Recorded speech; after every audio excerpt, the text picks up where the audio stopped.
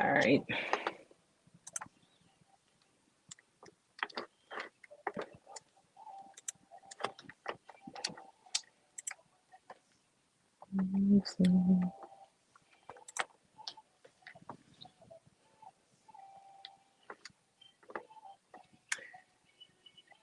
And we live.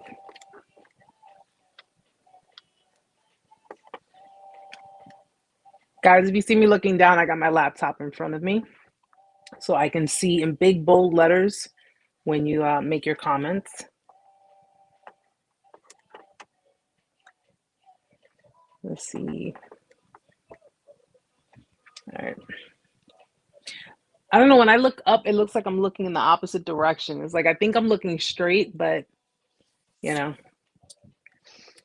Hi, Life's Beautiful. Ty, Stella. So good to see you guys here. Let's see. Yashua, so good to see you here. Ken, good evening to you. We have Andy's. Nice to see you here. Guys, if you guys are new, please be sure to say hello. Okay, anyone who's new to the channel, anyone who's new to the live, if you're interested in, sticking around and hanging out with everybody, the community is very warm and welcoming, and more than happy to welcome you in. My YouTube family, I do have some people from my TikTok family here, and we have Life's Beautiful here. Okay, she joined my TikTok my TikTok live yesterday, so please guys give her a warm welcome. Okay, I told you guys, if you guys come over to this side, I will definitely let everyone know that you're here so you can be greeted with a very, very warm welcome. Okay. Yashua, I'm doing good. My son is doing good as well. Thank you for asking.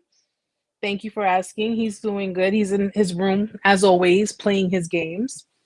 When teenagers reach that age, they don't want to be around their parents anymore. He doesn't want to be around mommy anymore. He wants to just have his own little world, and I let him have it. So, I go in there every so often to go bug him and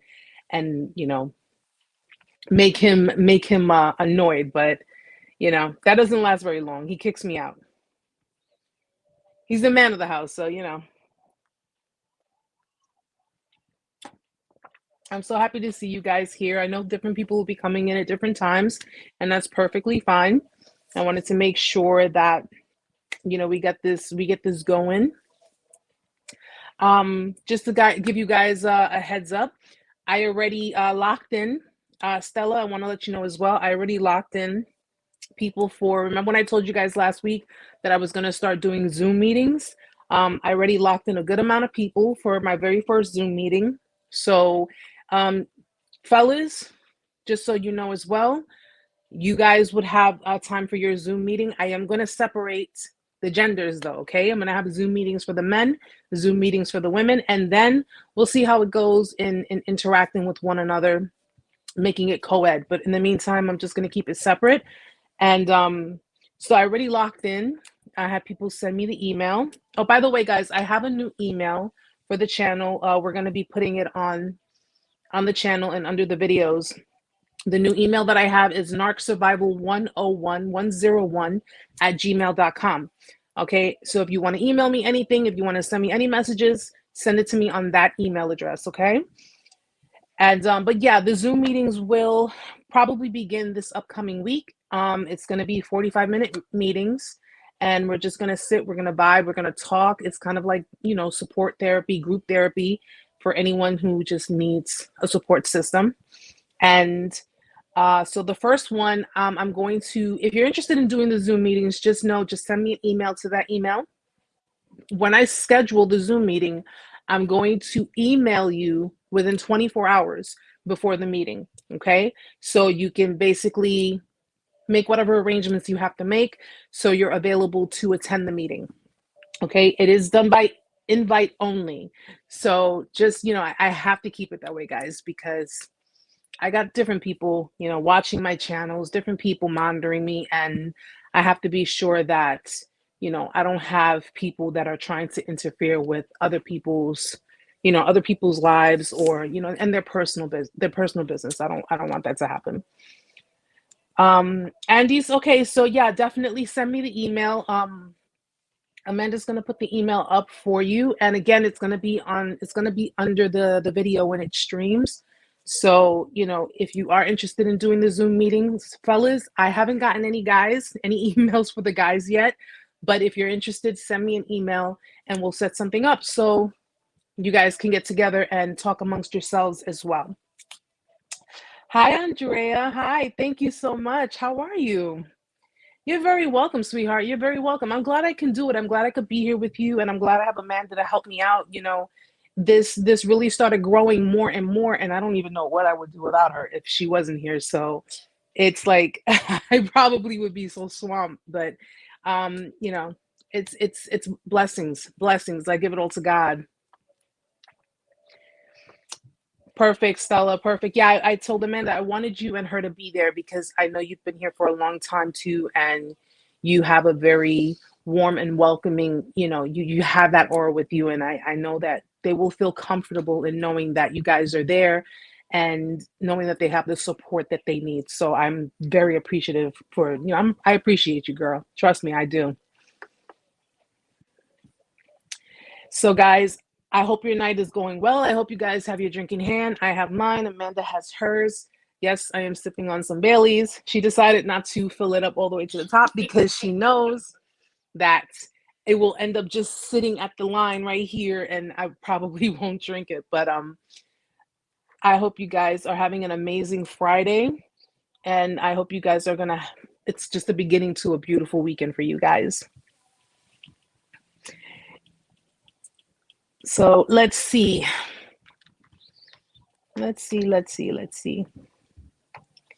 So guys, Amanda did put up the new email. So if you guys want to jot it down, that's going to be the email that you can contact me at. Okay. The other email, it's going to be basically, I'm just putting that one on hold. This is so much more easier for people as well. It's not too long, and it's just more easier for people to just jot it down and boom, send me a message. Either myself or Amanda will get to you and we'll give you confirmation. So, the Zoom meetings, by the way, guys, the Zoom meetings are free. Okay. I'm not charging for the meetings. Okay. I want this to be something that you guys can just have something to have for yourself and something to help you with, and what I wanted to incorporate in these Zoom meetings, I wanted to incorporate activities for you guys too. Okay. I wanted to, each time we meet up, it's kind of like like a book club, right? Mm-hmm. It'll be like a book club type of thing. But I want to incorporate a lot of different things for you guys so you guys can have some assistance in your healing. Okay. If you are going to therapy, if you are getting professional help, continue to do that. Continue, please, please, please continue to do it. And, just think of this as extra support for you. Okay. Extra support for you. All right.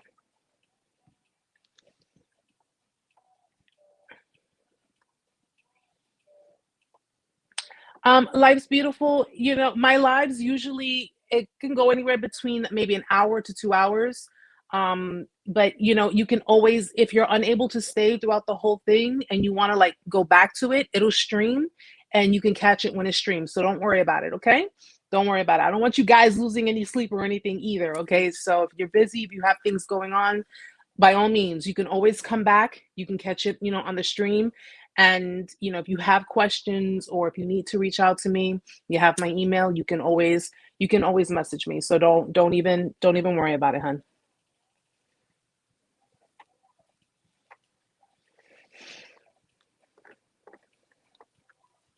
But yes, guys, if you're having a drink, enjoy it. Okay. Enjoy it. If you're in the comfort of your own home, enjoy it.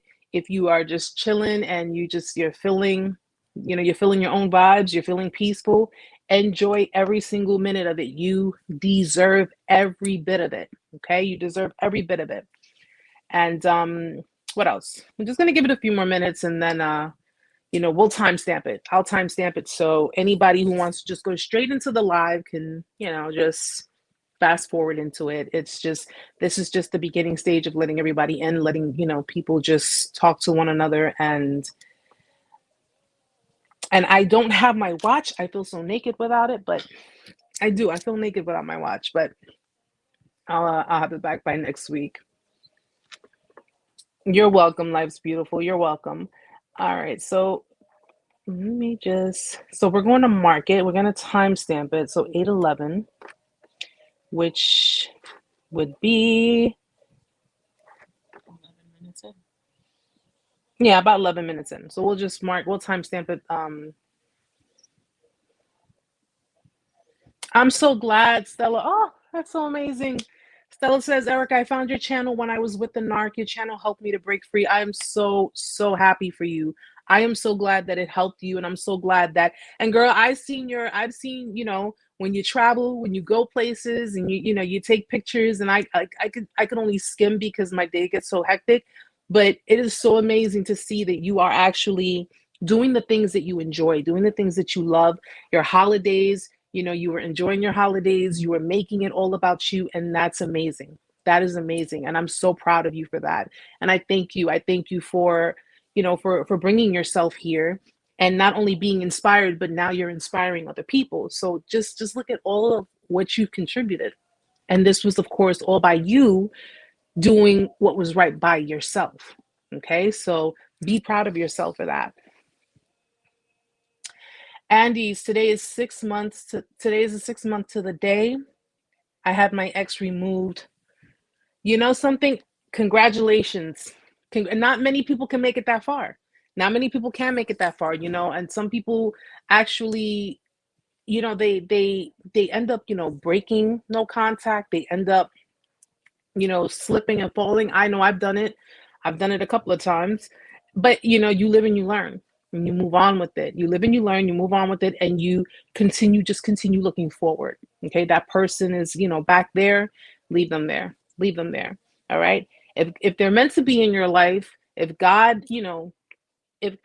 actually wants them in your life because they have seriously changed, then they'll come back into your life and you'll know, because you'll notice a difference. But until then, leave them where they are. Leave them where they are. Okay. Don't put your life on hold for anyone else. Don't do that.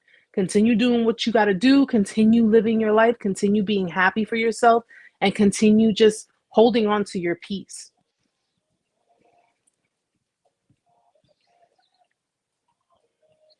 Ty has 15 months. Stella has 16 months. That's awesome.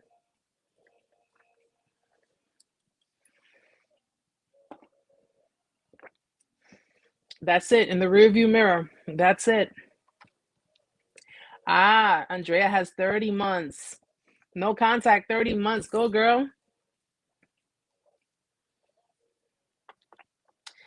Anybody who's new to this whole vicious cycle, that's one thing I wanna like touch base with. Anyone who's new to all of this, listen, we were all there. We were all there at that time. We were all new to the situation. We were all new to the behaviors. But the reality of it was that actually you weren't new to the behaviors. You just started, you had your final straw. Because if you've been in relationships that were narcissistic, if you've been in relationships that were, very one-sided, very selfish, very abusive, very toxic, and yet you managed to continue the cycles, that's just simply because you just didn't learn. You didn't learn something from it. And you ended up going from one toxic relationship to another. But if you look at yourself now, and you look at everything that you've been doing now, and everything that you have been, putting your focus on, it was the straw that broke the camel's back. So this was pretty much, I'm so done with living my life in these cycles. You had like an epiphany. You reached a point where now you're asking yourself, this can't be coincidental. I can't constantly be in relationships that are so similar, yet everybody is so different. There has to be something else. And oftentimes we question ourselves. We ask ourselves, that's what I did. I asked myself, what is it about me? Forget them. Forget them because they are who they are, but I am who I am. What is it about me that was holding on to these relationships? What is it about me that was just staying put and tolerating these behaviors, that I kept taking on these burdens throughout every single relationship in my life? And it's amazing how when other people, their behaviors, their projections, their attitudes, their actions, when other people do certain things to you, it kind of, at some point it reaches that point where the light bulb goes off in your head and you're like, this cannot be coincidental. There has to be something within me. And oftentimes, especially people who are, codependent, if you come from a codependent background, we live in denial. We live in denial about it. I was discussing in last night's live, when we find ourselves constantly holding on, we were holding on to, to people and situations that just wasn't serving us anymore. It was not serving us. But yet there's a form of like, there's some kind of addiction there. There is some kind of an addiction there. Because if like someone's not really fulfilling the relationship, they're not really putting up, their end of the bargain. They're not really contributing what it is you're doing. So what do? You pick up their slack. You pick up pretty much what they're supposed to be doing. You end up doing it yourself. You saw some of these things, and yeah, Andrea, yeah, and you saw some of these things, and you're saying, okay, I'm going to give it a little more time. I'm going to give it a little more time. And you kept doing that. I'm going to give it a little bit more time. I'm going to give it a little bit more time. And in some cases, you became passive. You became passive aggressive. You were not too fulfilled, not satisfied, but you stayed because for whatever reason, okay, whatever reason, you thought you loved the person. You stayed because, I don't know, maybe subconsciously you felt that this was the best you could do, or because of the attachment. You had an attachment with the person. And oftentimes people tend to hold on to relationships. And I noticed this. They hold on to relationships for fear of being judged, in that sense of, you don't realize the patterns that you're dealing with the same type of person within different people. Okay, if that makes sense. But I notice, like on social media, when people make fun of people who are in relationship after relationship after relationship, and they sit there and they put up these posts and stuff, and they say, oh, this is your third boyfriend, or this is your fifth boyfriend or girlfriend, or what have you. They're making fun of these people, like, why don't you give yourself a break or whatever, failing to understand that people who come from codependent backgrounds have a severe fear of abandonment. Though it is not healthy, it's still a trauma inflicted way of thinking. And some people don't understand that. Some people just look at it as, I'm going to make fun of other people because, they don't really know the situation. And even though narcissists have that tendency to bounce from relationship to relationship to relationship, their need to bounce around is their need for supply. A codependent's need to be in a relationship is for fear of being left alone, for fear of being alone. Okay. And they will sacrifice themselves for their partners. They'll sacrifice themselves just so that person or these people don't leave their lives. And it's time to start breaking that cycle. We have to start breaking that cycle. We have to start saying to ourselves, okay, at what cost? At what cost? What am I willing? I'm willing to sacrifice myself just to have somebody in my life, no matter how they treat me. You got to stop thinking like that. We all had to stop thinking like that. And a narcissist, when they see your sense of codependency, or if they see your insecurities, or if they see that you are willing to overcompensate, you're willing to constantly give in order to gain some form of appreciation or acknowledgement or what have you, they exploit those emotions. They exploit what you do. They exploit who you are, and they use it against you. Life's beautiful. My children don't know, but they are being used as the glue for this relationship, and it's exhausting, honestly. And it's so unfair. It's bad when you wish you were left alone. Has anyone felt that way? And I honestly, I'll be honest with you, I think that's pretty normal. Like, wanting to be alone, having your own peace, your own me time, there should be nothing wrong with that. There should be absolutely nothing wrong with that. Even if it means getting away for a little bit, you know, there should be, that's the whole point of you having a form of autonomy in your relationship. And even if you have children, it is okay to want to just have some me time.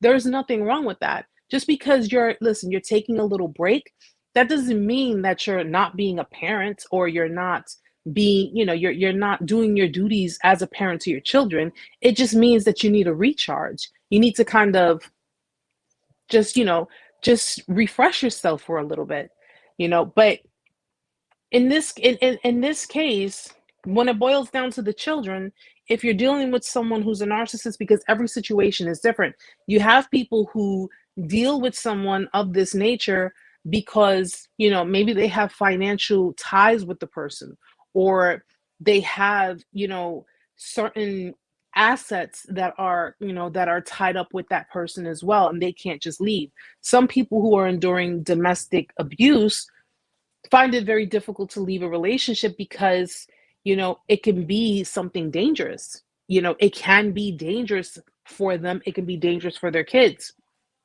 And if you are one who has been in a codependent relationship with someone like this, where, let's just say, you were the one who stayed at home, took care of the kids, took care of the home, and the narcissistic person was the one who went out there and made the money and took care of the bills or what have you. They clearly had more control. They had more control because now, since they're the ones who have they have the advantage, the financial advantage, that means that their level of control over the situation, over your situation, was extreme. It was pretty extreme.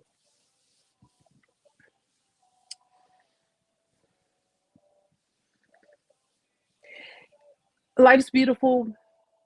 When someone goes through a narcissistic discard, when someone endures a breakup that is extremely traumatic, when they endure infidelity, when they endure a lot of pain during during a breakup, even during a relationship, the level of trust issues rises. It rises. Okay. And oftentimes, and it's not uncommon for people who have been victims of narcissistic abuse, it's not uncommon for them to not want to ever be in relationships. I said the same thing. I said it precisely the same thing. I am not going to ever be in a relationship with anyone else. And I said this primarily in the beginning stages. I said, I just don't want to do it ever again. And oddly enough, when he and I were together, when me and my ex were together, we had that conversation. And he was the one who brought it up to me. He said, if this doesn't work out between us, the first question was, if it doesn't work out between us, can we still be friends? Okay. That question was a little too premature for me because, one, we were just dating, but at the end of the day, I couldn't say whether or not we could or could not be friends because my mind is focused on trying to build something with him. So my question to him was, well, why would you even ask that? Why would you even think that? You know, it's kind of like you expect this to fail. And he asked me again, if it doesn't work out, can we still be friends? I said, I don't know. I can't say yes. I can't say no. I don't know. It would depend on how it is. And of course, I asked him the clear cut questions when we were having the discussion. I said, well, look, are you a cheater? Do you abuse women? Do you abuse children? I asked, and clearly I did not get, I mean, who's going to tell you if they're a cheater? Who's going to tell you if they're an abuser? They're not going to tell you any of these things. But I asked him, he looked me in my face and he said, No, I'm none of those things. I said, so, listen, I told him straight up, I have 3 reasons why I would ever leave someone. You break any one of those 3 reasons, you bring any of those to my doorstep or to my table, and I'm done. I am done. Okay? As long as you don't do any of those things, if we are in a relationship together, you would never want for anything. You would never have to worry about disloyalty. You wouldn't have to worry about any of those things. And regardless, I would always walk away before I ever become, if I ever decided to be in a relationship with someone else. But yeah, yeah, yeah, Ty. And they're not going to tell you that up front. They're not going to tell you that up front. And of course, because people of this nature, of narcissistic nature, I'm not just going to say a narcissist, people of narcissistic nature, a lot of their friendships are either with people, not all of them, but a lot of their friendships are either with people that they have dated, that they have maybe messed around with, or that they've had serious committed relationships with. And because of the fact that if it meant, in the future being alone, why do that? Why buy the milk when I have the cow at home? So why worry about if I can be in a new relationship with someone else when I can have people around that I've already dibbled and dabbled with? You know, I could not say, and again, guys, I don't sit here pointing things out unless I know for sure. But given the fact that the level of the relationship that I had with this person and seeing the different people that he had in his life, the different friends he had in his life, some of them were people that he talked to, some of them were people that he dated, and of course, he has his ex. I personally do not become friends with exes. That is just my thing. We don't have children, we don't have anything in common, and quite frankly, every single time a relationship ended, it always ended in the sense of them committing the act of the betrayal. Now, whether they decided to walk away for someone else, whether they decided to walk away because of my codependency, whatever the case may be, you decided to make that choice to leave, then leave.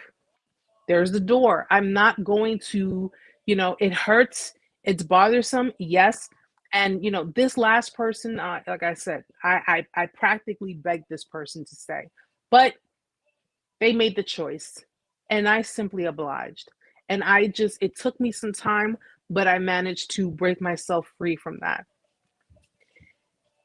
When we had the discussion, he said, if this does not work out between us, I do not want to ever do this again. I don't want to be in a relationship ever again. I said, truthfully, if this doesn't work out between us, I don't think I want to do it either because, we're coming into our 40s and this and that. It was just all types of stuff. And after going through my discard, I really, really decided at that point, I don't want to be with anyone. I don't want to be in a relationship with anyone. I'm tired. I'm sick and tired. I got to the point I got so sick to my stomach. And no offense to you guys, no offense to you at all. I know there are a lot of great men out there, but I got completely turned off by even being around the men that I didn't even want to be around them. Didn't want to have any communication with them. Didn't want to be around any of them. I had to break myself out of that. I had to break myself out of that mentality because what was done to me, what was said to me, and how I was treated has nothing to do with other people. And that was something that I had to really, really incept in my head. Under most circumstances, when I was completely codependent, if anybody had treated me this way, if anyone had, dogged me out or whatever the case may be, it would have taken some time, but I would have probably ended up just seeing someone else eventually. I spent the past 3 years being single. I spent 3 years being single. I have not gone on a date. I do not, I haven't slept with another man. I'm being honest with you guys because, transparency is the best thing to do. I have not been with anyone. And this level of, right now, it's gone from I don't want to be in a relationship with anyone because I'm so sick and tired. It's gone from that to I don't want to be with anyone right now. I don't want to be with anyone right now. I'm focused on my life. I'm focused on what I need to do. I'm focused on making things happen. I don't want to be in a relationship with anyone right now. Will it change tomorrow? It could. It could. But until then, you know, I always say life's beautiful. If you're going to not be in a relationship with anyone, if you think that, if that's the mentality of I don't want to be in a relationship with anyone because of what I went through, you need to do more healing. You need to do more healing. When you reach a point in your life where you say I don't want to be in a relationship right now because I have other things going on in my life and I'm just too happy and I'm enjoying my autonomy, my peace, my independence. I'm just enjoying it so much. Then you know that your healing has pretty much worked in your favor. It's just a matter of whenever you're ready. But I tell people don't avoid relationships and don't avoid commitments for fear, because of fear. Don't do that. Okay? Because then that'll consume you and that'll control your life and it'll just keep following you everywhere you go. That's what PTSD is. It continues to follow you because the fear is the primary reason why you would not want to be involved with anyone. So, just definitely focus on yourself. Focus on what you need to do to keep yourself away from situations like that and focus on, what makes you happy. That'll all come in time. That will all come in time.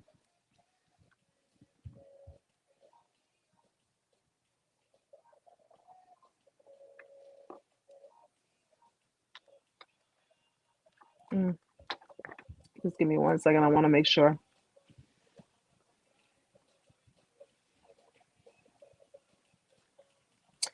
Ty, I can't just be friends with just anyone anymore. If it disturbs my peace, you got to go. No matter if we known each other 30 minutes or 30 years. Absolutely. Absolutely. I'm like that with family. I'm like that with friends. I'm not saying that I wouldn't be around to help you if you have a situation going on.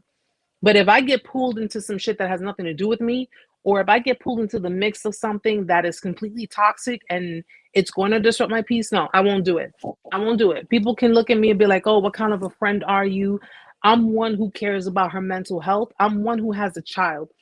And if anybody in my life cares about me enough, they know that my mental health, my mental well being is important for the sake of my child. People who are selfish, if they want to sit there and be like, oh, what kind of a friend are you if you won't get involved or if you won't help me out, or even if they try to get you to become a flying monkey in some nonsense that they got going on, cut it off. I cut a lot of people off. I cut a lot of people off. I'm not letting anyone disrupt my peace anymore. I have so many numbers blocked on my phone because my peace is so priority that anyone who tries to even remotely, inject, intercept, nope, no, no. I don't care if I've known you for, just like you said, 30 minutes or 30 years. If what you do, if how you do things is not aligning with me and what I got going on in my life, there is no need for us to associate with one another.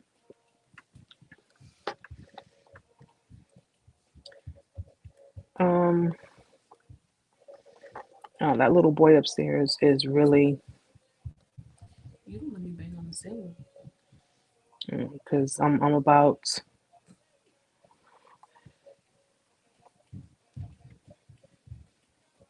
Stella says the ex monster dumped his best friend for over 30 years because he didn't return a call. So childish. And the childishness, the petty games, and again, these people, when it boils down to their friendships, their family, their relationship, everybody's disposable. People are disposable to them. Okay, they can always get new friends.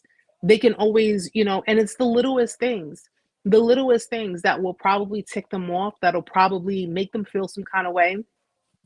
Because if you have a narcissist friend and or narcissistic friend, and if you don't come through when they say for you to come through, or if you don't come through, you don't, If you're not answering them when they need you to answer them, or if you're not entertaining them or making them a priority or putting them in the spotlight, supplying them, they can become very cold-hearted and vindictive towards their friends. And it's unnecessary, but that's their attitude. Or they'll try to pull the guilt trip on their friends, you know? And it's crazy because if you notice the relationship aspect, if you were in romantic relationships with them, the same types of behaviors that they display with their romantic partners, they display it in their friendships. It's just two different roles. That's it. They're very standard when it comes to their behaviors. Yashua, what are narcissists, or why? I think you meant to say, why are narcissists crafty? I mean, if that is the case, they're crafty in that they have something to gain out of a situation. So if they wanted to, gain supply from you, whether it be financially, psychologically, your emotions. I mean, your emotions, they love to, play with your emotions, toy with your emotions. As long as they can get whatever they can out of you. They're very conniving, yes. They're very, for you guys, they could be very seductive, but the craftiness behind them is simply set by motivation. They have motives. So they're going to be as crafty and as meticulous as they possibly can if it means getting something out of you, gaining whatever pleasures or whatever supply it is. It's all run by motives. They'll set up scenarios where they'll end up in a hospital.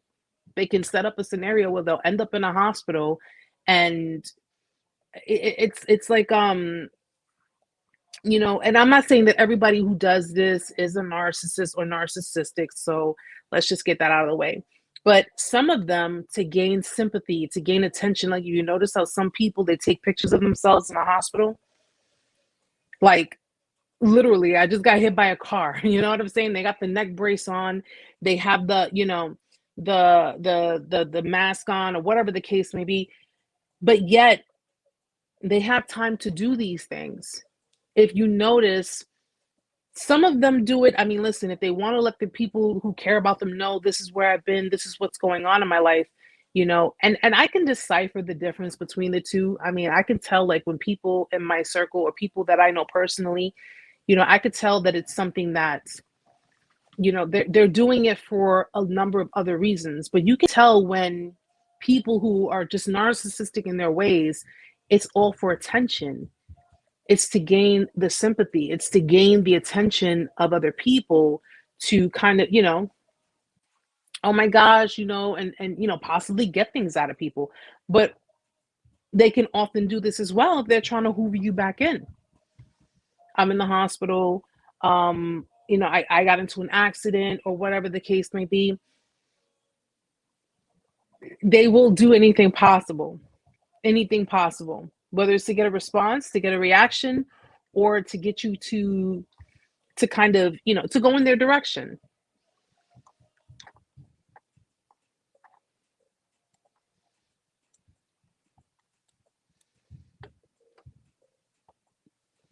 Oh, you're welcome, Life's Beautiful. You're welcome. I'm glad. And it's, again, just to help you to realize and understand that dealing with these kinds of people, at the end, it did feel like the end. If you haven't gone through the discard, or if you're still, like, struggling with the dynamics with the person, one thing I want people to understand is that, these people, again, I can't stress it enough. These people were born in survivor mode. They were born in survivor mode. And let me go one step further. They weren't born in it. They were raised in survivor mode. They were basically created to be on the defense constantly. It's kill or be killed with these people. Hurt you before you hurt me. Okay? If they leave you, or if they go, and it's common for people to do this, and this is the crazy part about it. You do have people who leave one relationship to jump into another, and it doesn't necessarily make them a narcissist. And that's the thing that we have to understand. Some people, I mean, I have got a lot of people who say, oh, my ex cheated on me, they're a narcissist. My ex left me for someone else, they're a narcissist. My ex, did this, they're a narcissist, they did that. No, doesn't work that way. Okay, a narcissist is classified by a number of patterns, a number of behaviors. Okay, people do deal with narcissistic people, selfish, self-absorbed people. Yes, they do deal with people like this. Okay, a narcissist is on the pathological scale. Okay, a severe narcissist is on that pathological scale. If I had to guess, a lot of you have dealt with, classic narcissists. A lot of you have dealt with covert narcissists. Okay, some of you probably have dealt with overt. I'm pretty sure there are more coverts though than there are overts. Cerebral type narcissists, okay, and malignants. I'm pretty sure a lot of you have dealt with that. But again, give me 1 second, guys. Is my it's plugged in, but I'm sorry, guys. My battery was, but the chances of dealing with an actual severe narcissist, you're dealing with the kind of person that would probably, and by severe, I mean on the high end of the spectrum, you're dealing with the kind of person that would possibly go above and beyond. Classified like narcissists, when I watch true crime stories, or when I learn about, the different, mass murderers or serial killers, those are like severe narcissists. Okay. Oftentimes people, if you notice, a lot of the videos talk about narcissistic abuse and behaviors for relationships, because you're dealing with someone who has extreme narcissistic characteristics and traits.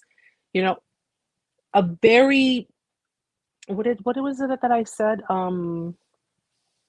Narcissists, they make up, I think, what is it, 6% of the world population? I think it was 6%. I think so. Don't quote me on it. I'll configure the numbers precisely, but more than likely, if you have not dealt with an actual narcissist, okay, a diagnosed severe narcissist case of a narcissist, you've dealt with someone who is extremely narcissistic, that they're like bordering, like they can be almost damn near diagnosed. Okay. And I also told you guys, keep in mind that some of the people that you may have dealt with may also suffer other types. I mean, how do you know for sure? They have to be diagnosed. How do they become diagnosed? They have to go to a mental health professional. How do you get a narcissistic person to go to a mental health professional? When you figure that out, you let me know. Okay.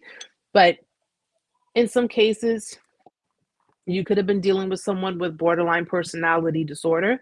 You could have been dealing with someone with histrionic personality disorder. And, you could have been dealing with someone with antisocial personality disorder. These other disorders fall under the same cluster category as narcissism. They're all pretty much dealing with, the extremely overly emotional types, in that they're very erratic behaviors, dramatic behaviors. Or you could be dealing with someone who has severe narcissistic traits, but is diagnosed with a different type of personality disorder. People can have more than one personality disorder. Someone could be bipolar and have narcissistic traits. That's also a possibility too, in which bipolar disorder is also commonly misdiagnosed with narcissistic personality disorder.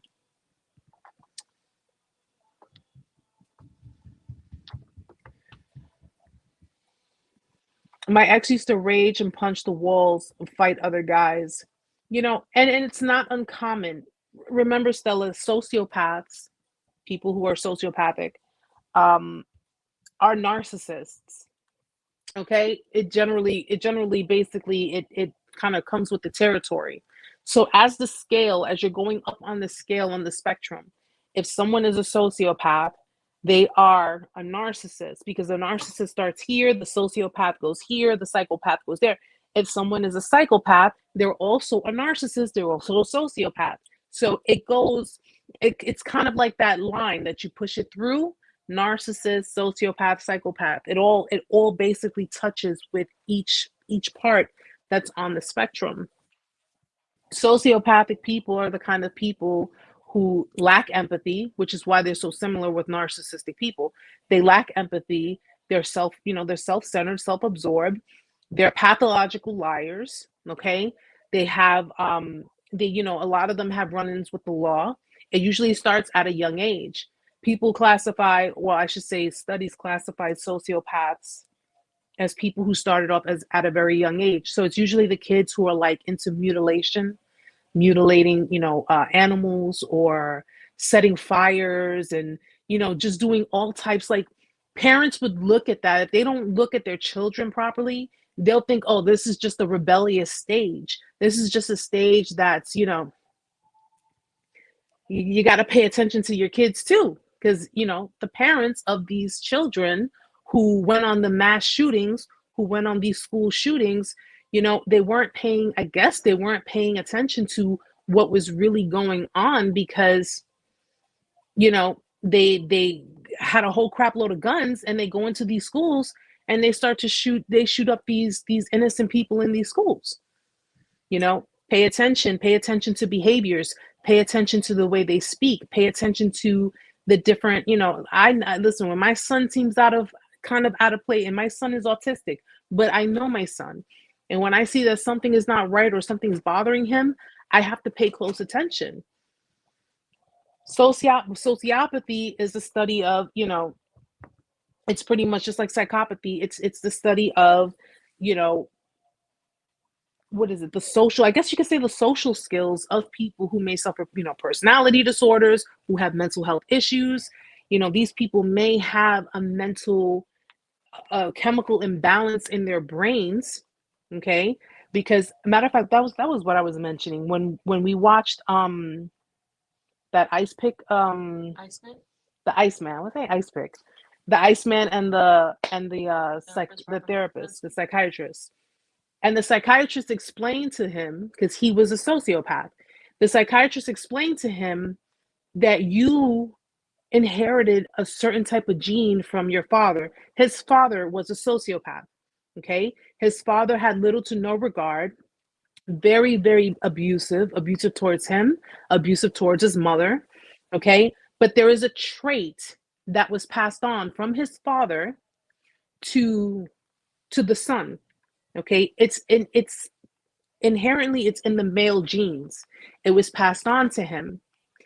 Sociopaths have no care in the world.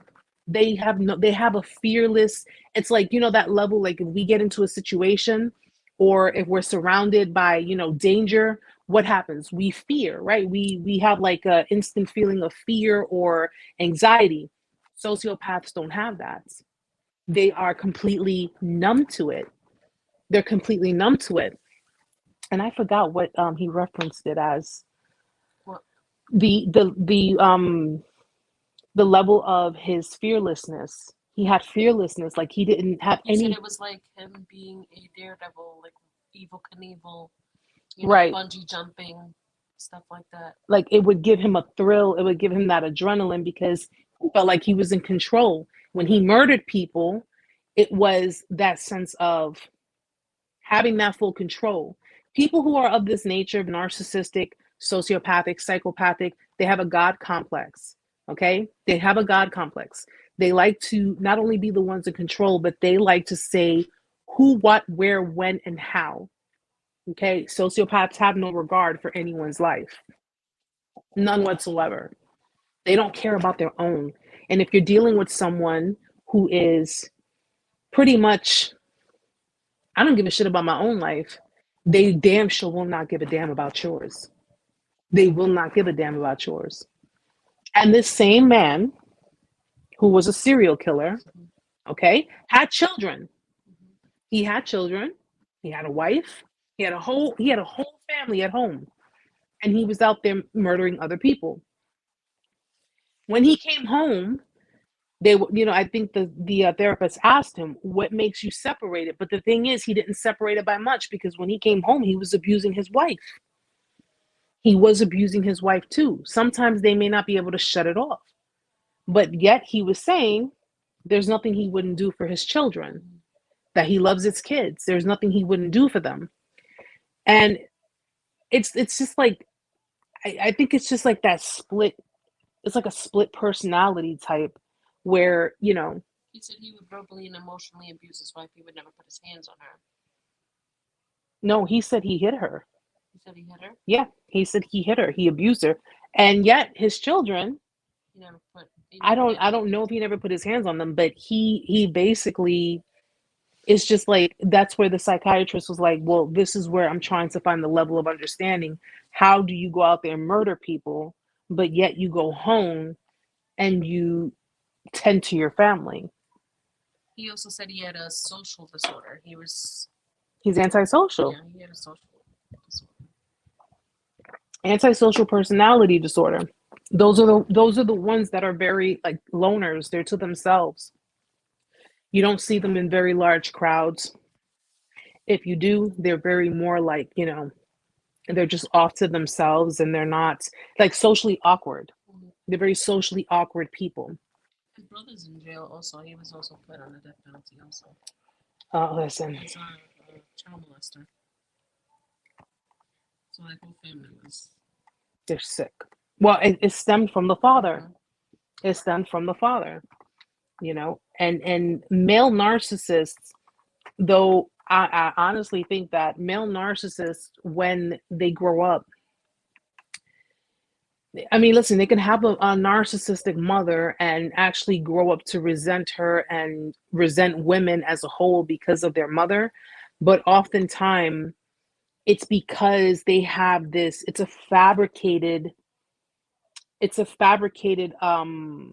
admiration for, if they have a narcissist father, because the narcissist father spends so much time making the image of, you know, everyone wants to be around me, everyone wants to be in my presence, they want to be me, they want to be with me. And usually when you have young boys, they look up to their fathers. They do look up to their fathers. So if you have a narcissist father, and then he has, like, say he has a couple of sons, chances are at least one out of those are going to end up becoming just like him, because he's going to basically follow the behaviors of his father. He's going to look at it as, well, dad is getting everything he wants. He's very charming, and yet, he's manipulative, but he's getting all that he wants out of it. So they end up actually becoming a lot like their fathers. And of course, because the boys have more of a relationship with their father, and the girls have more of a relationship with their mothers.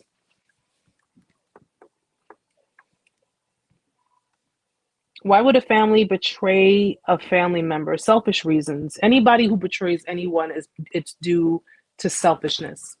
It's selfishness. A betrayal is an act against, against someone, anyone, a wrongful act against someone. Yet being aware of that betrayal, being aware that it is a betrayal, and yet you still commit it. It just clearly, it screams selfishness. Okay, family members do it all the time. They do it all the time, and often they use the family card to justify the betrayal, to justify the acts. If they're manipulating you, if they're emotionally manipulating you, psychologically, doing it, they figure, because we're family, I'm entitled to do so. I'm entitled to do whatever it is I want to do, and you won't, because you have those family members that say, I'm not one of your little friends.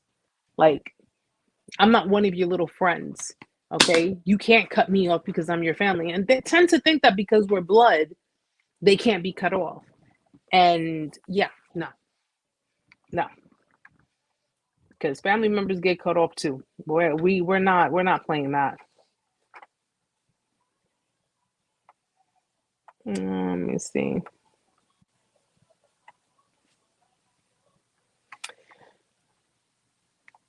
Yvonne says it seems like the one I dealt with was every kind of narcissistic. He had traits. He had traits of it all, and amazingly enough, some people may even try to argue and say that this is a defense mechanism. Well, it's a defense mechanism. The more people make excuses, the more reason they're going to have for these behaviors. Okay, it's a defense mechanism. It's how they operate. It's what they were, what they were raised to believe in, and you got to try to have. I've actually heard someone say that. Got to try to have a little patience. I don't have to have patience with anyone who is well aware of right and wrong and still chooses to do wrong, but wants to justify it because, externally people are giving, justifiable reasons. No, no, we all can be narcissistic. We all are capable of being narcissistic. That's it's in us. We're human. We can be selfish sometimes. We can be, abrasive. We can be, we could be ego driven. We can be self-absorbed. It happens. But for a narcissistic person, this is like breakfast, lunch, and dinner. This is just pretty much embedded with them. We all have different moments. They don't. They just pretty much, it's set in their ways. They're completely set in their ways. And the mere fact that they not only are set in their ways, but they force these behaviors onto other people, making them accept it or whatever. Because a lot of the time they'll try to say, oh, well, I'm not a narcissist. I'm not narcissistic. I'm just, you and I just have two different personalities, or you can't handle, like, it's kind of like, I don't know. Like, listen, guys, we all have attitudes and stuff, but if you have pride in having a toxic attitude, you got a problem. It's just the way it is. If you have pride with being toxic or having an attitude that causes toxicity, that causes conflict, that causes problems, you got a problem. Okay? Because there are so many things you can do in life without being toxic, without having a bad or nasty attitude. Okay? Everybody, and I say everybody as in humans, okay, wants to have some form of control. It's not uncommon to want to have control because people feel that if I have control, then I'm safe. I have control of things, so then I can say when this can happen. I can say when that can happen. It doesn't work that way. This is why they say release control. Release what you can't control, because if you could control everything, you would have been able to control your narcissistic ex, right? Unfortunately, dealing with these people, that's why I stopped dealing with them. Hi, Relaxed. How are you, hon?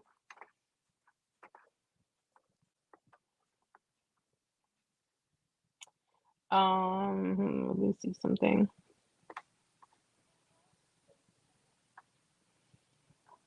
Why do people get revenge on people who defend themselves? It's all about perception. It's all about perception. What you perceive as defending yourself, they may perceive as you attacking them. Okay? So in this case, if someone is a narcissistic type of person, or just, any other person in general, it's all a matter of perception. And if you cannot come to a form of compromise when it deals with perception, there's always going to be conflict. There's always going to be conflict.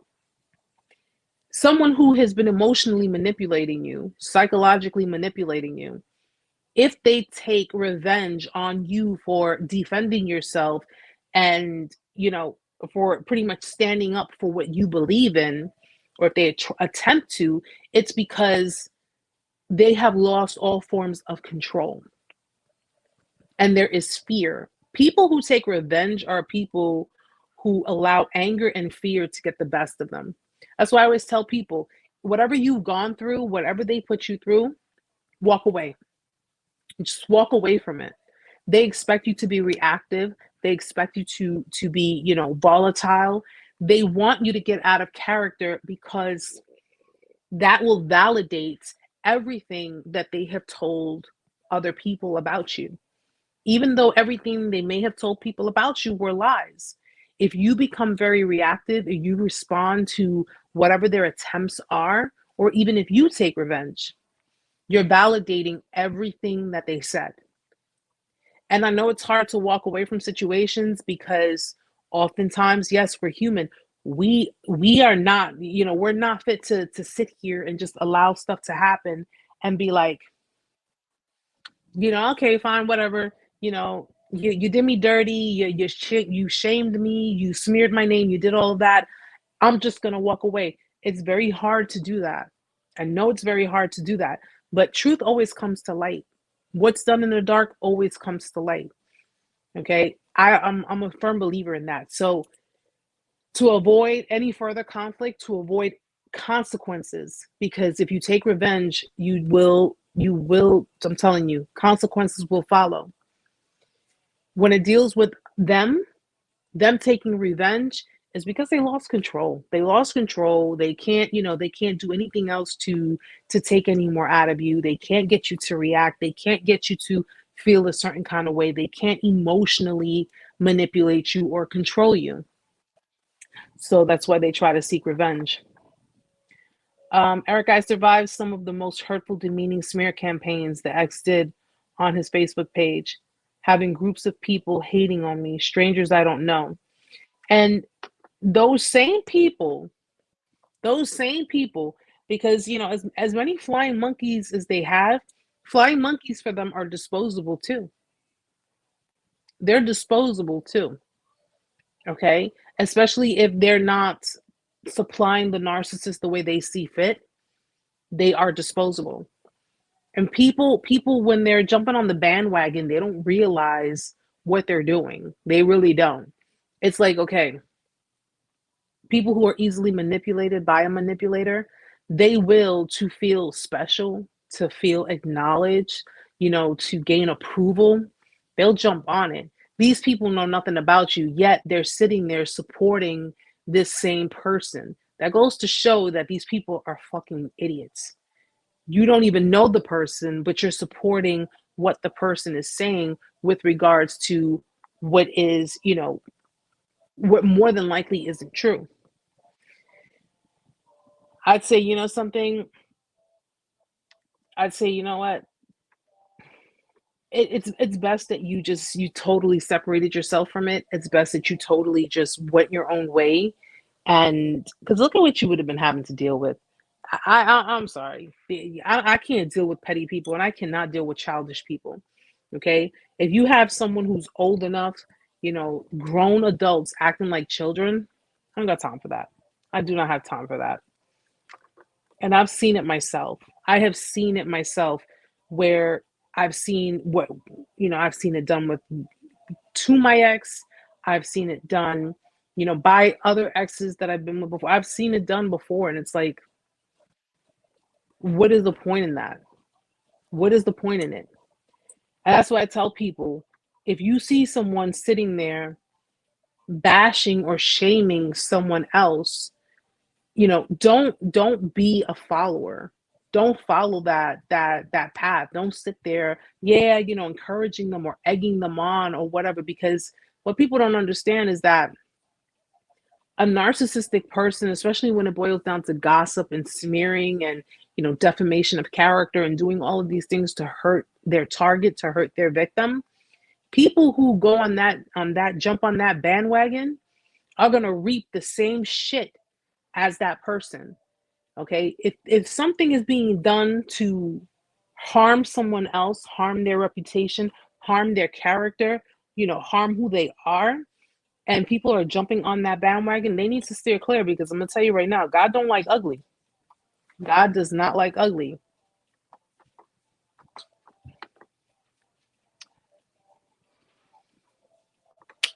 Tide says, I'd rather address the person, and if we don't reach an agreement, I just treat it like this. You did what you did, I felt how I felt, and that's the end of it. Pretty much.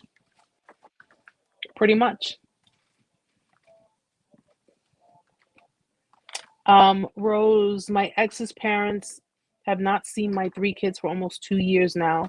I highly believe they're narcissists too. If that is the case, Rose, then you're doing your children a service, a good service at that. Often, especially children of narcissistic parents, they keep their kids away from the grandparents.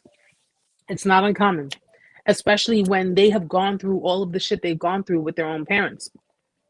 So if the grandparents are narcissistic, if they are narcissists and your children are not around them, if it ain't broke, don't fix it. You know what I'm saying? Especially if they, because grandparents can, try to, especially when it comes to smaller children, they can literally like worm their way into the minds of children.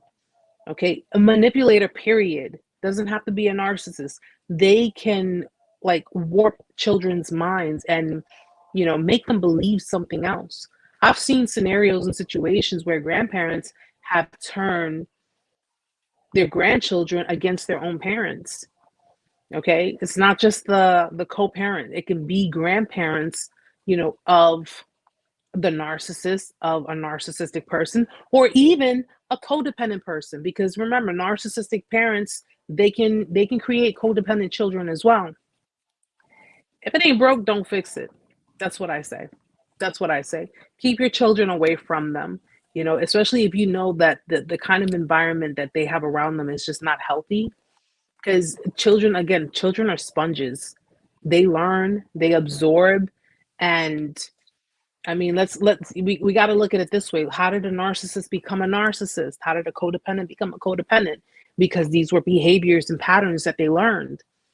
You don't want that for your children. You don't want that kind of environment or those kinds of behaviors around your kids. I just want to make sure I didn't forget anyone.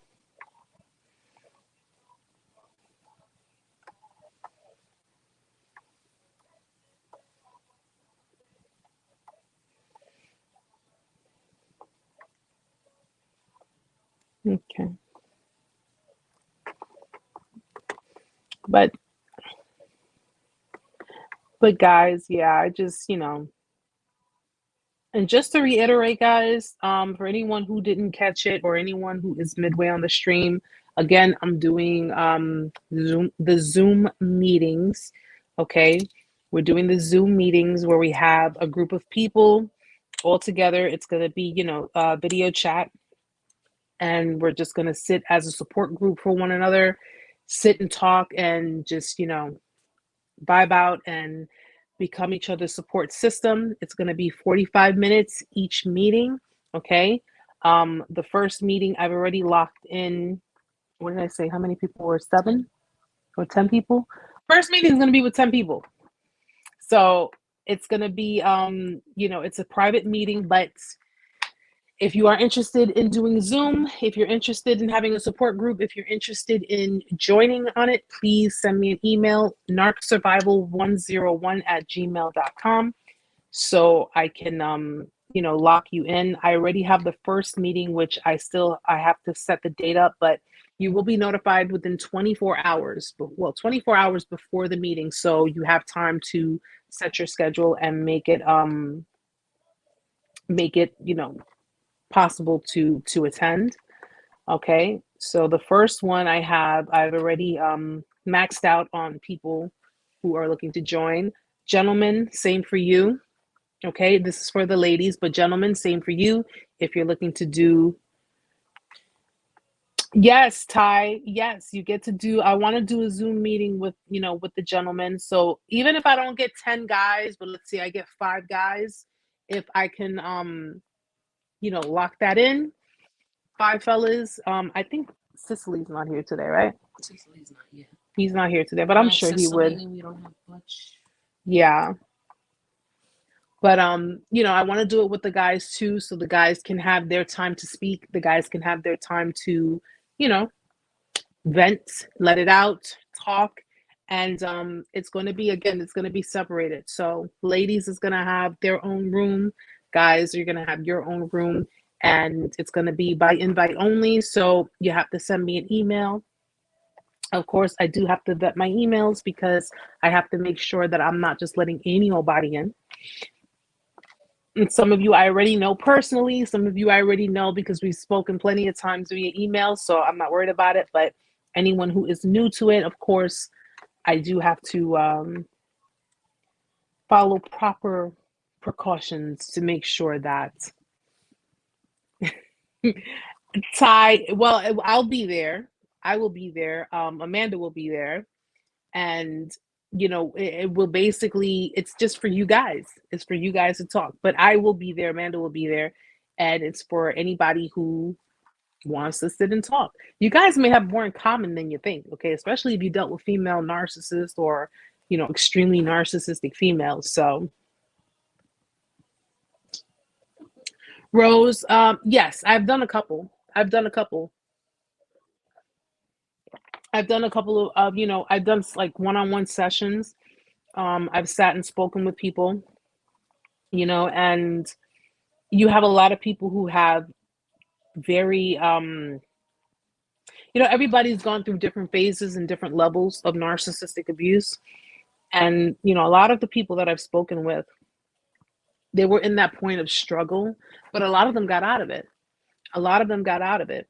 I think it's just more about, it's more about coming to terms with reality, the reality of acceptance and accepting the fact that, people like this, unfortunately, they don't change.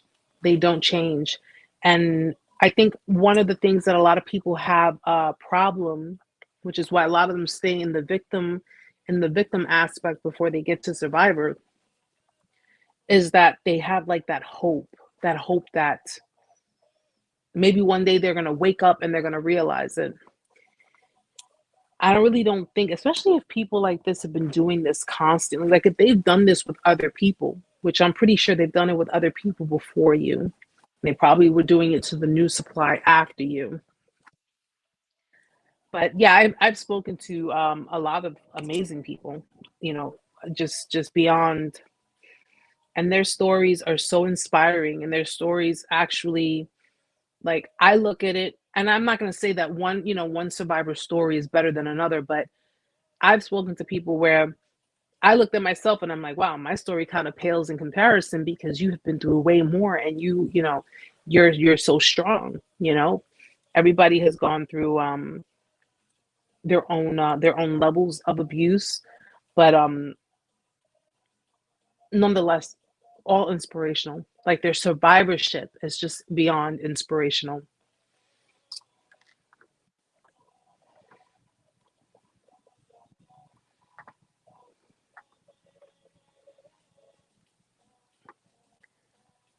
Okay, let me see.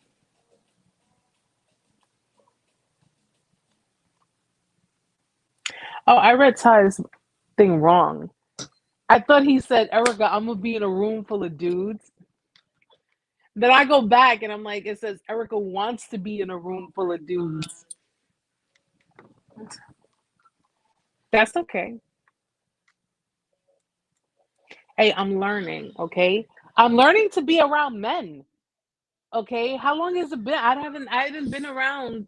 I have not Ty, I haven't been around besides my son and his dad, because his dad comes here to be with his son. I have not been around. I have not been around a man in a little over 3 years.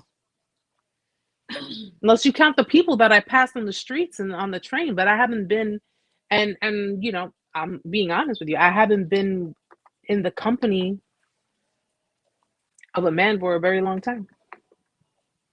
Not like that though.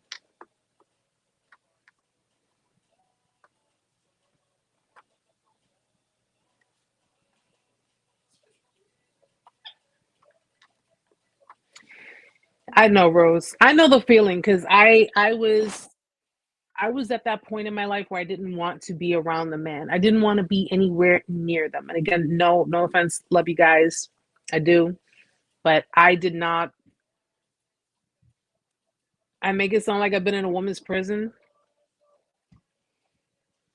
I mean, I just didn't, I wasn't around any of them. I wasn't around, no, and don't get me wrong, it wasn't for, for the sake of, oh, you know, fear or anything like that. There was no desire. There was no desire. Dating was not a desire for me. Getting involved wasn't a desire for me. It was just, I just didn't want to be around them. I didn't want to be around anyone, to be honest. And I think that was part of my seclusion. That was just my isolation because I was working on myself. I was doing things for myself, by myself. So, if a guy would flirt with me or if a guy would, try to ask me for my number or, I'd be like, no. But then again, you can't reject. One thing I've learned is you cannot reject people honestly. And people say they can handle the truth, they can honestly handle it. And that was not the case for me. So I told them I was gay. Hey, I told you that. I told them I was gay. If guys you wanted have to, a card in the community. I told them, I said, I like women. And then I told you that's gonna be Well, yeah, no, because that didn't work. Because what was it? There was the guy, there was this one guy who was trying to talk to me, and I was going home, going towards my bus stop, and he was trying to talk to me, and I'm like, no, no, no, and I said, look, he's like, oh, do you have a husband? I said, no, I have a wife, I have a girlfriend, whatever. And he looks at me and he's like, so you don't like men at all? I'm like, no, I don't. And he's like seriously, like he was trying to, like, hoping for me to give him a different answer. And I said, no, I have a girlfriend. Oddly enough, that same person a few days later saw me again, bumped into me again. And he's like, you still like women? And I'm like, bro, it's like, it hasn't even been 3 or 4 days. Like, you just approached me. I told you, I'm good. You know, half the time that doesn't work either. That doesn't work either. I tried. I tried. But I had gotten to a point I didn't want to be in a relationship with anyone. I just didn't want to be around anyone. COVID, when COVID hit, that was even, that kind of pushed it even further because now with everything and people being contagious and stuff, I just stayed away. I stayed my distance. I stayed away from everybody. Everybody. Although I did get told that, I did get told that after the relationship ends that I would probably have a boyfriend 2 weeks after everything was over and done with. So I guess I should have put a bet on that. I should have.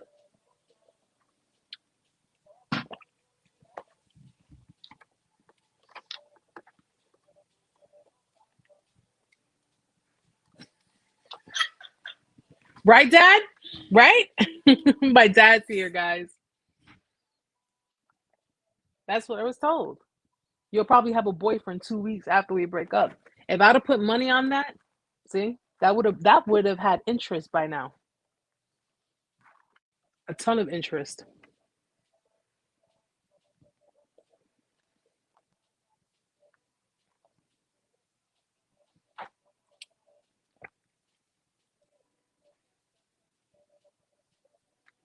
Yvonne, if you think you're ready, you feel that you're ready, and you want to kind of open yourself up to it, go for it. Go for it. As long as no one's pressuring you, no one's telling you, what to do, how to feel, go for it. I say you should, do what feels right for you. Do what feels good to you. Okay? And work at your own pace. Whatever makes you comfortable, do it. Do it. When you are ready, if you know you're ready, go for it. Don't let anyone tell you, oh, you know, you should do this or you should do that. Well, you need to break out of this or you need to open yourself up. No, I'm working at my own pace. And if you have no patience with me, then you can keep it moving. That's it. That's it. People who who really want to be genuine with you and genuinely want to get to know you and maybe possibly start something with you will be patient with you. They'll be patient with you. And if they're not, they can keep it moving. What are you in a rush for? You know what I'm saying? Like, that's where you would have to say, what are you in a rush for? I'm not going anywhere. Are you going somewhere? Do you have somewhere you need to be? You know, people after narcissistically abusive relationships, when it comes to dating again, you know, there are going to be times where you have moments of fear. There are going to be times where you feel like, I don't know, or you'll dip your toe in and then maybe pull it back out. You know, it's going to be like hot and cold moments, and that's fine. That's just, you're taking your time. Everything you've endured, everything you've learned, it's a lot to take in. So when you want to have a relationship with someone, you want to make sure it's off the basis of, honesty, fairness, decency, trust, transparency, everything opposite of what you went through. So if you knew, if you know you're ready, or if you feel you're ready and you just kind of want to dip your toe in, just dip your toe in. Just dip your toe in. You're not obligated to anyone. You don't owe anyone anything. You can, if you don't feel comfortable, pull it back out. That's it.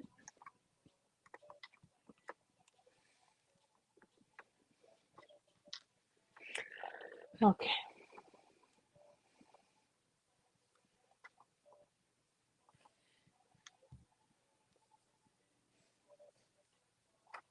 And I get it, Yvonne. You said you haven't dated for 12 years. And, that's, again, I haven't for 3 years. I haven't. It's going to actually almost be 4. Almost. And I don't feel like anxious about it. I don't feel like oh my gosh, if I don't get back out there into the world and start dating again, what am I missing? I'm not missing anything. I'm not missing anything. I actually look at it as, it doesn't, I don't work on its time. It works on mine. And that's how we have to see it. Exactly. Exactly. The growth and the boundaries, two of the most beautiful things that you could possibly have, you know. And if you notice that people who are full of shit, people who are looking to maybe waste your time, or who may try to waste your time, are going to be the ones who don't understand your growth and boundaries. They don't understand boundaries. Okay, that's primarily what they're looking to. They're looking for it, because you got too many people in the world who are like, oh, it's crazy. I don't want the commitment. I don't want the responsibility. I don't want anything serious. I don't want, but yet I'll put up false pretenses, because I know for a fact, and in the whole dating pool, they know that if they tell you specifically what they want, if they tell you, I just want sex, or I just want, someone to, a friends with benefits, what have you, they know for a fact that they tell you that, you may not be open to that. And that's the whole point of them doing everything on the false pretense. They'll give you the idea that they're interested in something with you. They'll give you the idea. They won't be very transparent. And it's like, just say what you want, because just because I may not want what you want, someone else might want that. But of course, if they have their eye on you, or if they have, they have their mind set on you, they're going to have to give you what it is they think you want.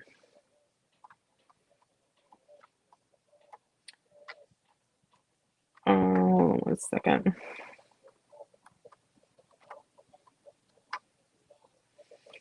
All right. I was about to look at my wrist and I saw that my watch wasn't there.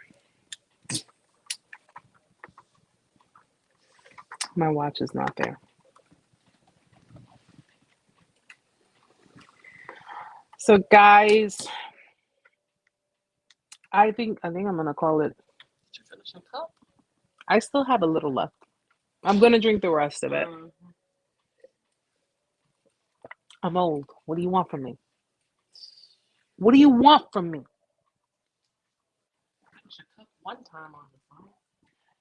I'm not gonna down this. We're The never Pope. gonna own a liquor store. Never gonna I own a liquor store. don't want to own a liquor store. Look. I'm already feeling nice right now, so I really don't understand. That was like literally. Okay, and it goes to show how vanilla I am. Word. Okay. Word. So what's the problem? What it is? What it is? She is mad at me because I won't like gulp the whole thing down. I'm just saying, like, I'm sipping. It's a sip cup. Isn't a drink meant to be sipped and enjoyed and finished, at least. It's not a beer. It's alcohol, pure alcohol. Well, most of it. Alcohol. Most of it, but it's a lot stronger than a beer.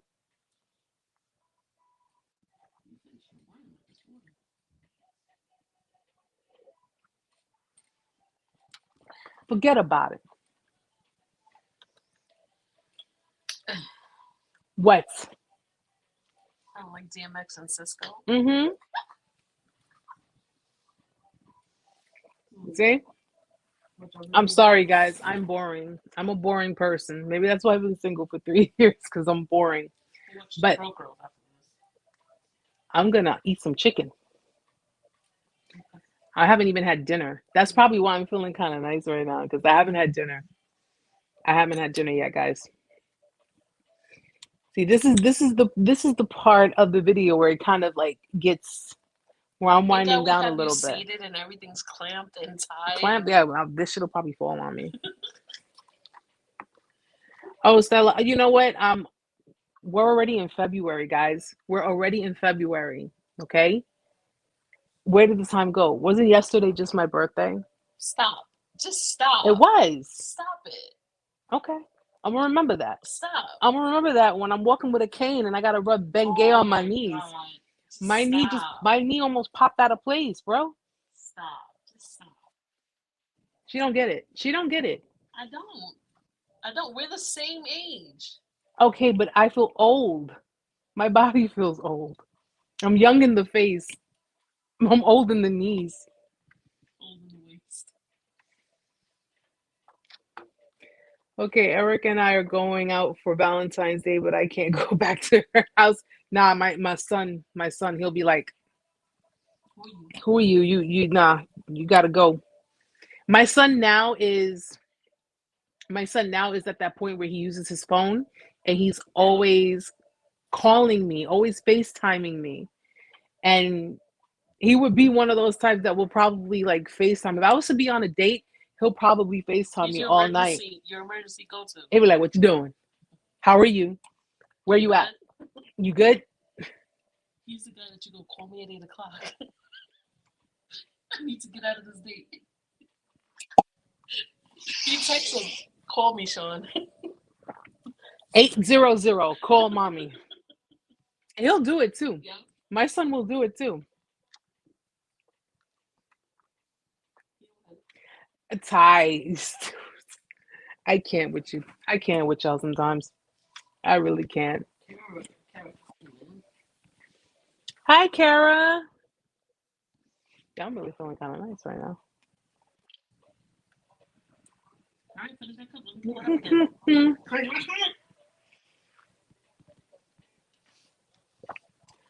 Oh, see, because you know what? Your son, my son, that's my heart right there. He's my heart. He's my heart. He will probably be the type to be like, no, you go home. Mommy stays here. You push them out, like you go home. You might only allow him in if he had a Lego bag. That's what I'm worried about. I can't, man. My son loves Legos too much. You see somebody walking with, they be like, come here, Sean, here's a Lego bag. But it depends what's in the Lego bag too. So guys, Kara, thank you so much for being here, sweetheart. I was actually about to close out. I keep looking at my damn wrist like I got my watch. It's 10:30. And I'm like, you hallucinating a watch on your wrist? No. Wow. I gotta give you one. You finishing that cup? What else? What else? What happened? Hold on a second. Yeah, so we're closing early. Oh, she closing early. Hopefully about half hour. Yeah. Yeah. Because see, man, they got me to start drinking, so now I'm feeling kind of. I'm gonna start slurring. I'm like, sure, sure, sure. I'm gonna start slurring my words. Thermostat is up. By the time you crack open the window. First of all, Ooh, Ty. ooh. First of all, see now, we gonna have to. Uh-oh. This bracelet is a bracelet that was given to me. Okay. I can't protect you, Ty. I can't protect you. It was a bracelet that was given to me by my son. Thank you very much. Never mind that date, Ty. Okay. Okay. And I'm kind of tipsy, but you know. Really? I tried. I can't do all that. No problem, Karen. No problem, sweetheart. When you want to just rewind it to the beginning. It's not rewind. Extreme. Well, she can push the thing and it goes, don't start your shit with me, okay? You starting with me while I've been drinking. And I'm going to tell you right now. 1982. It's 2022. Come on, man. You show your age.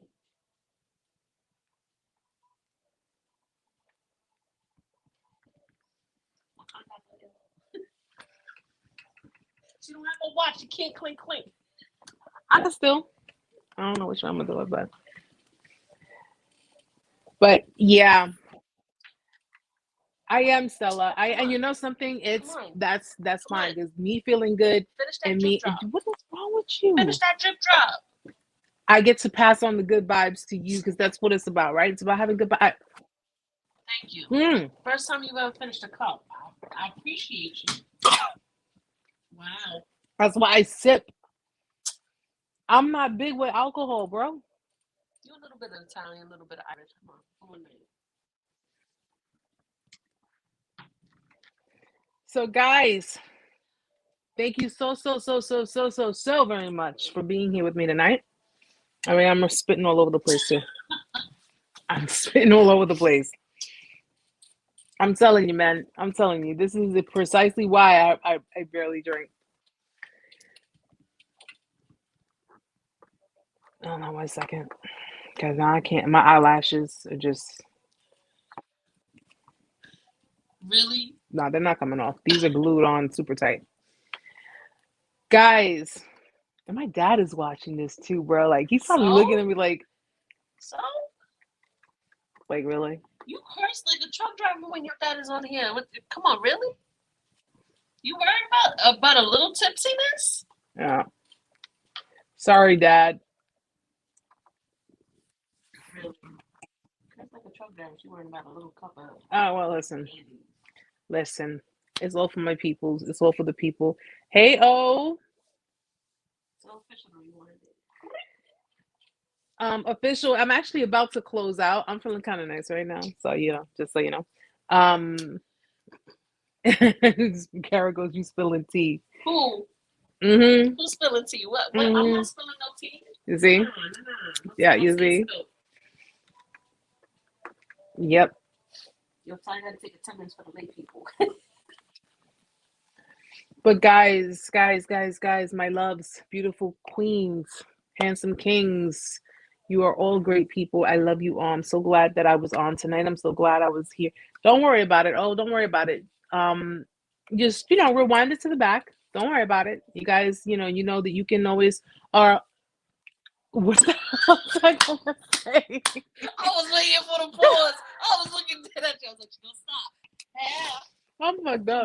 Come on, I gotta help you. I'll look at you. All right. What happened?